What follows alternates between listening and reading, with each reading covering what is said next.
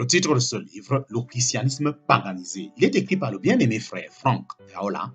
Nous sommes présentement à la partie 9 de ce livre. Je répète, nous sommes à la partie 9 de ce livre, chapitre 1, suite. Chapitre 1, suite. Le christianisme moderne ne s'est jamais remis de cette idéologie charnelle.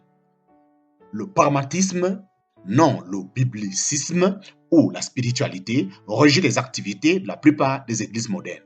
Les églises ouvertes aux pécheurs, les églises ouvertes aux chercheurs ont été les meilleures à suivre les traces de Finney. Le pragmatisme est nocif parce qu'il enseigne que le but justifie tous les moyens.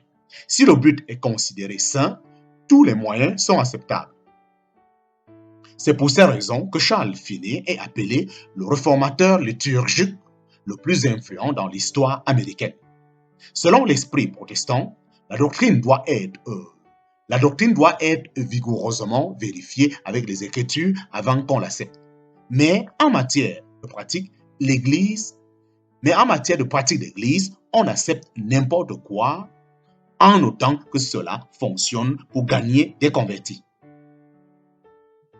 De toute façon, le revivalisme américain a transformé l'Église en station de prêche.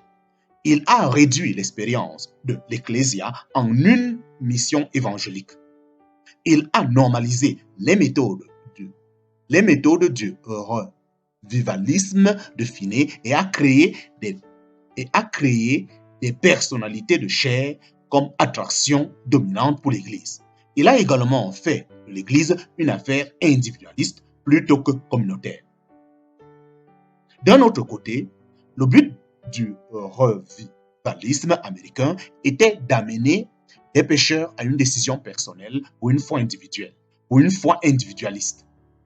En conséquence, le but de l'Église primitive, où chaque membre fonctionnait pour l'édification mutuelle et la manifestation commune de Jésus-Christ,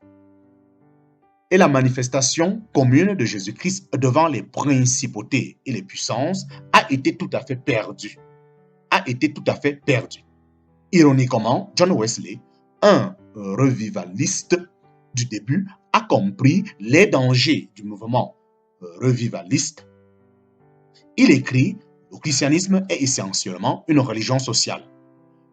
De le transformer en religion pour solitaire devrait en effet le détruire. » Le coup final que le revivalisme ajoutait à l'ordre protestant du culte clouait le prétendu appel à l'autel au sommet de l'hymne sandwich. C'est la liturgie qui domine le protestantisme américain aujourd'hui. Étonnamment, elle a peu changé de l'invention de Luther de la messe allemande 4 siècles auparavant. Avec l'invention d'Albert Blackdish, en parenthèse 1856-1934, du pochoir de reproduction en 1884, l'ordre du culte a commencé à être imprimé sur des bulletins. Ainsi est né le célèbre bulletin du dimanche matin. L'influence incroyable de D.L. Moody.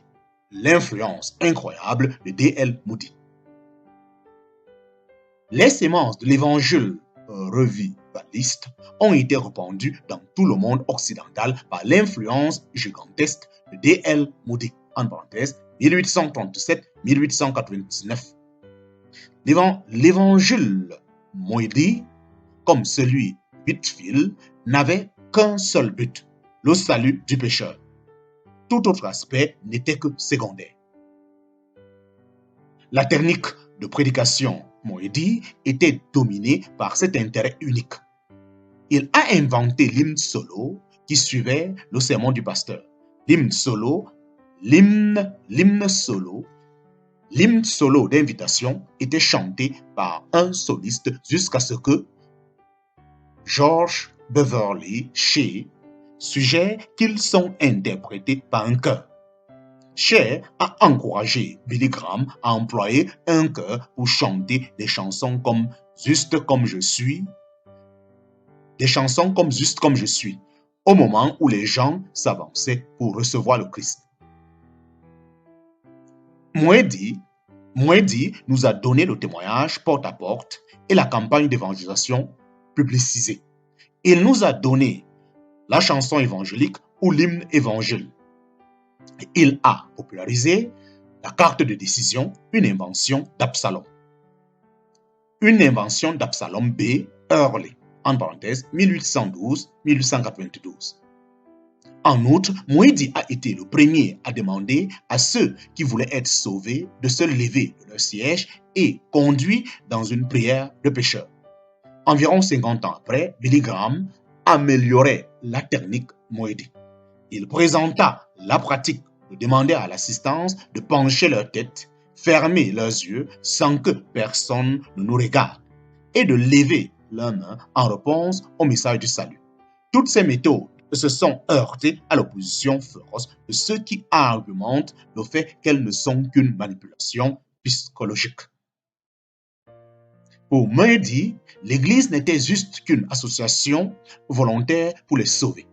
Si grande était son influence que dès 1874, on pouvait dire que l'Église n'est pas une communauté coopérative, mais seulement une compagnie d'individus.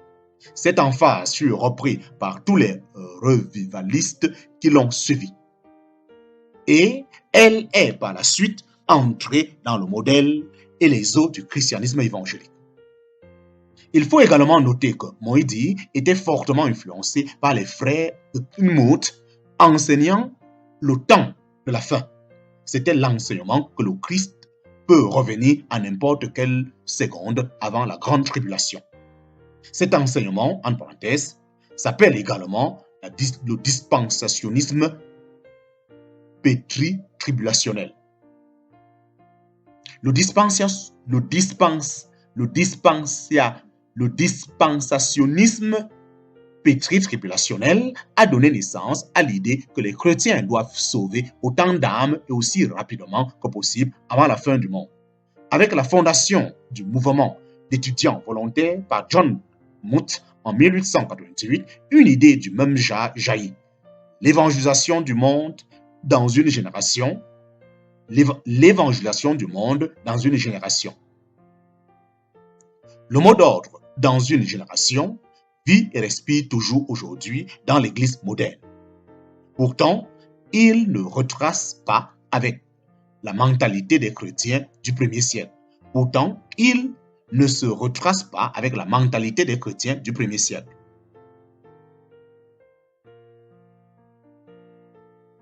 La contribution de la Pentecôte. Ayant commencé autour de 1906, le mouvement de Pentecôte nous a donné une expression plus émotive du chant en assemblée, ce qui inclut lever les mains, danser dans les bancs, taper des mains, parler en langue et l'utilisation des tambourines. L'expression de la Pentecôte a bien résonné avec son emphase sur la manifestation extatique de l'Esprit Saint.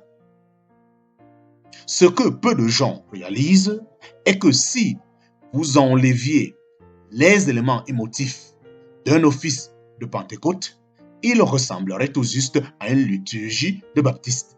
Ainsi, peu importe l'intensité des réclamations de la Pentecôte selon lesquelles elles suivent des modèles du Nouveau Testament, les pentecôtistes et les charismatiques suivent le même ordre du culte que tout autre protestant. Tout ce qu'un pentecôtiste offre de plus, c'est un peu plus d'espace pour se déplacer dans son banc.